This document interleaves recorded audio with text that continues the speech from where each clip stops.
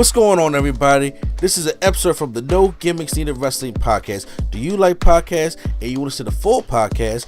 Make sure you check out the No Gimmicks Needed Wrestling podcast on all your podcast platforms, such as Apple Podcasts, Google Podcasts, Stitcher, Spotify, iHeartRadio, among many others. But you're listening to the episode right here on YouTube, so make sure you hit that like button and below, and make sure you hit the subscribe button to NC Studios and NC Level Up for all your gaming needs. This is the Nerd Coalition. Enjoy the show. First of all, I want to just start off with this because this Sunday is Hell in a Cell, one of WWE's pay-per-views that I hate the most, along with TLC and along with Money in the Bank. And well, I don't hate Money in the Bank, but I talk about all the time how many times I hate those kind of pay-per-views, and Hell in a Cell is definitely that. Okay. So, and this show shows why, because there is a lack of depth on both rosters on Raw, especially SmackDown. Like, because SmackDown is like unwatchable. Every week I turn on SmackDown, I see two things. Usos. Well, that's the problem. You turn on SmackDown. Yeah, I'm still a wrestling fan, dude. I'm saying, but I can't come up with it like in good conscience sit there for 2 hours to watch. I turn on better. So what's going on? Bam. Okay, turn it off. Because it's always Riddle and the fucking Bloodline, or New Day and Sheamus, Butch, and Ridge Holland. Mm-hmm. For the past 4 weeks in a row, it's been the same thing. Yep. Same fucking thing. More than 4 weeks, but you know. Yeah. And since also we're not having Roman Reigns on the show. Roman Reigns, I'm not gonna be in no Hell in a Cell match for a championship. What? So we only got one Hell in a Cell match. I just think he's just still injured, and they just act like he's not. Well, I mean, he's not gonna be doing a lot of dates anyway, especially with the new contract he signed. Yeah, but I'm saying he hasn't wrestled one time since Brock. Yeah, look, I don't know. I don't hear nobody talking about the injury, so I don't know what the case may be. It's got to be. There is no way Vince is, as much as money as Vince wants, he's not going to have his main champion in his last 2 pay-per-views. Wait a minute, hold on. Hello, my name is Brock Lesnar. Nice to meet you. What are you talking about? First of all, Brock is different than Roman. But Roman is. Vince is viewing him as hot as Roman is right now. He's a needle mover right now because the show sucks without Roman. And then so he's almost like, we look at your 2 biggest stars in the company is Brock and Roman. So when you don't have them on the show, that's what happens. And he's not going to waste him on Hell in a Cell. I mean, Hell in a Cell is a throwaway pay-per-view. It's a throwaway pay-per-view, but I'm saying when Brock was the champion, they at least had another champion so they could still have a championship match. Oh, I agree, but they want to fucking combine the titles, which I think they're going to break apart now because after Drew McIntyre already claimed that at Cash at the Castle, that's what he's going to be going after. And I'm just like... Have you seen what Drew McIntyre's been doing the last 3 weeks? I seen what he did on Friday. This man is not winning the title. Not anytime soon. This man is not winning the title. Well, the Clash of the Castle not until September anyway. Well, maybe they can build him back up. But this man coming out dancing and throwing pancakes is not it. Kofi can do it, and Biggie never can do it, but not Drew. Now you have to have this Scottish psychopath doing dancing moves. I don't know. Kind of like Shanky? Literally the same as Shanky, yes. Oh, this is fucking terrible. Well, we have Raw presents Hell in a Cell plus 1 SmackDown match. So there's 7 matches confirmed. I don't know what the hell's gonna go on with this, but it's a pay-per-view. I plan on checking it out, and I plan on trying to review it tomorrow night. So let's just get up into the predictions right here as we have it. Let's start off with a no-holds-barred match. Madcap Moss, which they had just been calling Madcap, versus Happy Corbin. Madcap. Oh yeah, he got a VC update. You see that, Joe? He busts out the back of the ambulance, and he looked like generic superstar number 12 He because looks. I will say he looks generic, but he looks good. Better than wearing overalls and being a joke. Oh yeah, better than the clown shorts, them suspenders. He looks. I mean, like if they just put some like gloves on him, or like some biker gloves, or they put the Ron Simmons armbands on, oh, he'd be badass. Because you'll see, he's in shape. He got the body for it and all that stuff. So he comes and he attacks Corbin. So Corbin told he wants Adam Pearce to suspend him. He says no, put him in a match with you, and it's gonna be no holds barred. So I feel as though now it's the time to get the story over and done with. And have Madcap, I'll call him Madcap Moss, go over here. Yeah, it makes sense. I mean, Baron Corbin never goes over in a feud. I don't even care enough about Baron Corbin to even go back and look that fact up. No, I'm saying, I'm so serious. I don't think he's ever went over in a feud. Even when he's like has the titles and whatever he has, he never goes over. Like he'll win one of the matches he don't never really get over, even though I don't know. He's just constantly losing, but not losing at the same time. Okay. Well, we'll see how it plays out. Another match which I think may be ridiculed to the pre-show. They haven't announced any kind of pre-show matches, or they may not have a pre-show matches, but for the United States Championship, Theory taking on Mustafa Ali. Look, Mustafa Ali is already in deep water with WWE, and he don't give a fuck. And Theory obviously is the one that's being pushed. He's Vince McMahon's boy. He's his pet project. They just gave him a championship so he can look good when he comes out. There's no reason Theory loses this. They're not going to push Mustafa Ali. And they're just going to bury this guy and have him sit back on their books until they feel like releasing his contract. So, Theory wins this. And he may be squashing him. What about you? Well, I don't got him squashing him. I do say Theory wins. Yeah. Theory wins this. Hopefully he wins because he's on my fantasy, so let's hope. That's right. You do have Theory, don't you? Yep. All right. Next up, a 2-on-1 handicap match. Bobby Lashley versus Omos and MVP. Can we just take a moment to think back that this time last year, how dominant Bobby Lashley was? Yeah, he was dominant. Can we take a moment that the almighty Bobby Lashley, that heel run, that championship run that he had, that Hurt Business run that he had, everything was just, I loved it about Bobby Lashley. That was a killer. That was the guy I was like, yo, that man can take on Brock and kill him, because there's a championship like that hurt like a special. But now, this man, hurt babyface, is on his own, and MVP is trying to get Omos over. And it's not the same. Not doing a good job at it? It's not, and I don't blame MVP for that. I blame Omos for that.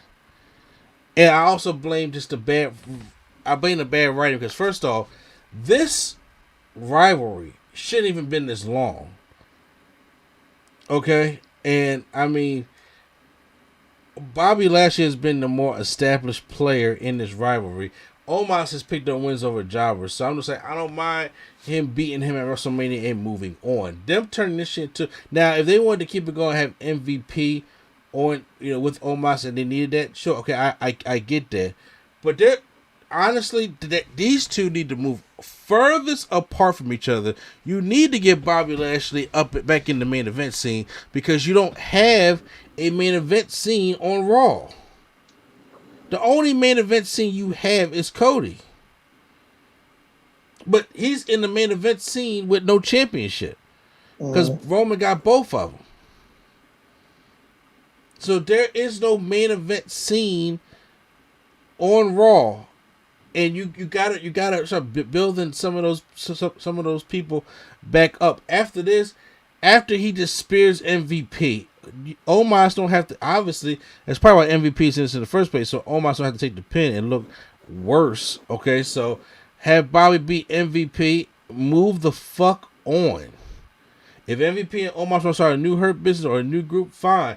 Bobby got to move the fuck on and go back into the championship picture or the main event scene or go into Money in the Bank. Whatever the case is, he has to be featured a lot better than this. So I have no reason why Bobby Lashley should lose this match. If he does, this shit is it's fucking ridiculous. So I got Bobby winning. Yeah, I got Bobby winning, and something hopefully happens after. Like, hopefully he faces somebody of note at the next pay-per-view. The next one is Money in the Bank, right? Yes. Okay. I mean, other than them just throwing him in a Money in the Bank ladder match, which I don't think Lashley is successful in it. All the mid cards are locked up doing Judgment Day shit. So this is like he needs an opponent. He needs something to do. I'm just like, well, I don't know what they're gonna try to figure this thing out. But we both got Lashley. A singles match where it was good. The build up was good at the beginning, but now it's starting to get a little stale to me. And that's the Ezekiel versus Kevin Owens match. Kevin Owens. I'll be honest with you, I don't care. So whatever you pick, I'm picking. Okay, well, look, I think Ezekiel's going to probably win to get the character over. It's going to be like a little bit roll to Kevin Owens, and I don't think everybody's taking Kevin Owens as a legit threat. He got his WrestleMania main event. He got his WrestleMania matchup. Whoop-de-doo. That's what it's going to be right there. But other than that, no, I got Ezekiel, and I'm pretty sure you got the same thing. Whatever you pick is what I got. I have no crumbs. I don't have nothing to say about this feud. I don't know. All right, we got the 6-person mixed tag team matchup, which I thought they was going to throw in the cell, but they didn't. Finn Balor, AJ Styles, and Liv Morgan versus Judgment Day, which is Edge, Damian Priest, and Rhea Ripley. So obviously these two have been going ahead. Finn Balor comes out, forms with his old Bullet Club buddy, even though they was in the Bullet Club at the same time. But then Liv Morgan obviously joins forces with them to get them the 2 sweet stuff like that. I think it should be a very entertaining 6-person tag team matchup. I do think this is the match where the newest member or the final member of Judgment Day reveals themselves, and then I really think that they're going to cap this Edge and AJ Styles storyline off at SummerSlam, where we get the match we've been waiting for, the real match between Edge and AJ Styles, that close to 5-star classic match at SummerSlam. But right now, to pay this off, I really think Liv Morgan takes the pin, you know what I'm saying, because Rhea Love pin everybody all sexy.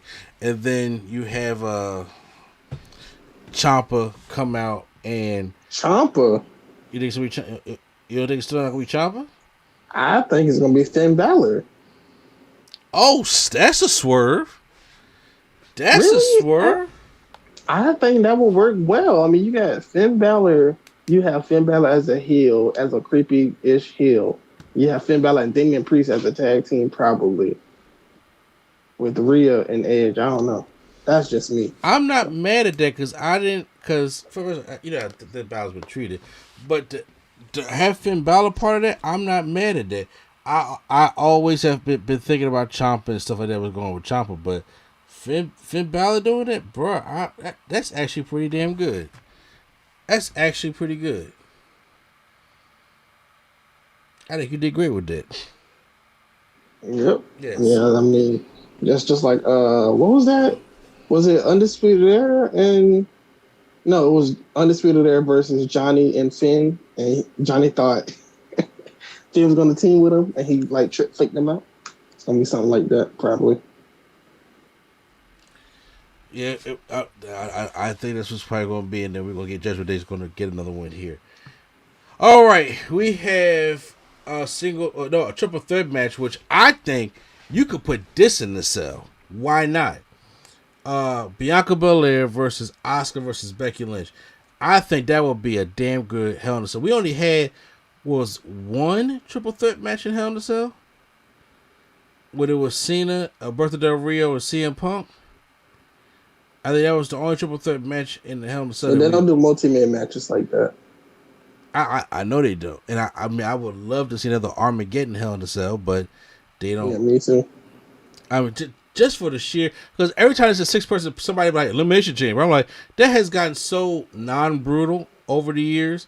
I'm like, I don't care anymore. I remember when it was 6 guys, it was like, oh shit, Elimination Chamber. I'm like, that's fucking dope. I didn't miss Hell in a Cell, but now since Elimination Chamber has got what it is, I'm just like, man, keep that shit. I'd rather, let me see 6 guys go battle it out, Armageddon style, in that 6-person Hell in a Cell matchup. And I think that would be dope. Yeah, at least do 5 or 6, whatever, Yeah, but the last time we seen a triple threat match in the cell was Cena, Punk, and Del Rio, and that ended up being that was 2011, I think. That ended up being a good matchup. So I would love for them to do that again, or revisit it. I'm like, what? You don't have a cell match now, but you can change and be like, okay, well, because circumstances, this matchup is going to be in Hell in a Cell. It's going to open the show while Cody and Seth main event, the show. So now with the triple threat aspect to it, Bianca retains the championship. Yeah. Who does she pin? Becky.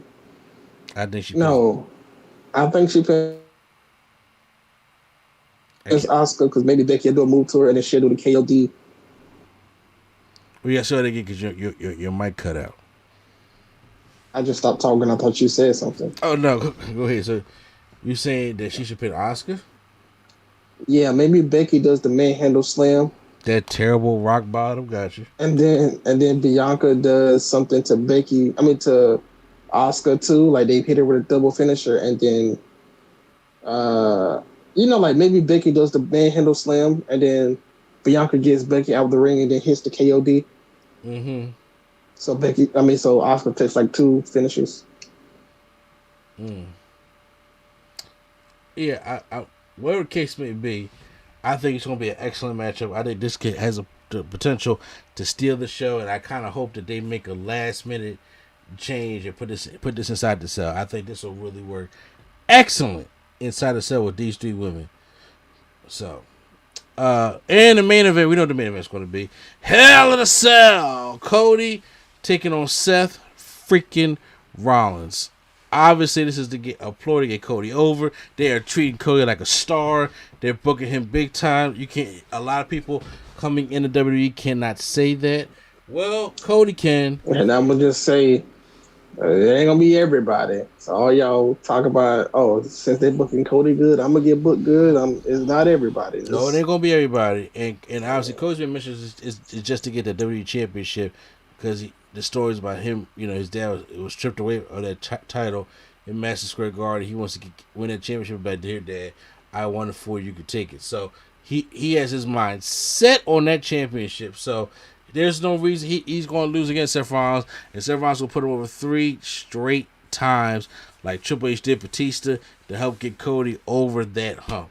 Now, whether Cody goes and actually wins Money in the Bank, I don't know how they're playing the whole Roman Reigns thing. Are they going to do the Cody and Roman at Mania, which I seriously doubt because I think they really want to get The Rock. I don't know, but maybe they want to do Cody and Roman at SummerSlam. But I heard the rumors about Orton and Reigns at SummerSlam. I don't know what the hell necessarily is going on, but there's no reason why Cody needs to lose this matchup because he already won 2. Yep. In a row. So it ain't like, he won 1, Seth won 1, here comes the rubber. He already won 2. So even if Seth wins, he still won the rivalry. So you might as well just get him the clean sweep and beat Seth in a brutal matchup. This matchup, I think it's definitely because we see how crazy Cody is. Cody has lit tables on fire. Cody will use the weight belt. I actually think after that spot with Andrade, and Cody would do anything for the fans. I think we may get another flaming table. No, I don't think that. We're not going that far. You don't think so? No. It'll be a damn good visual side there, red as hell to sell. Yeah, okay. I don't even think we getting thumbtacks or nothing like that. We getting steel chair and a table, and that's it.